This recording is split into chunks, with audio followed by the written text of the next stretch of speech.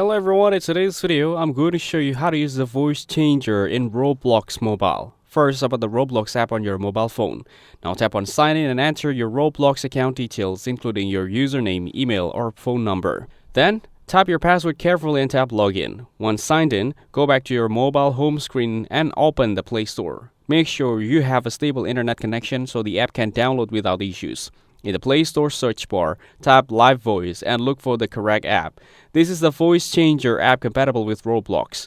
Now tap install and wait for it to download and install fully on your device. Once installed, open the Live Voice app.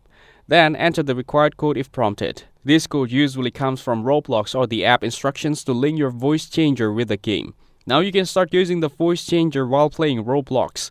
Open Roblox, join a game, and activate the voice changer in the Live Voice app. You can test different voices, adjust pitch, or apply effects in real time while taking to other players in Roblox. That's it. Thanks for watching. Don't forget to like and subscribe for more videos.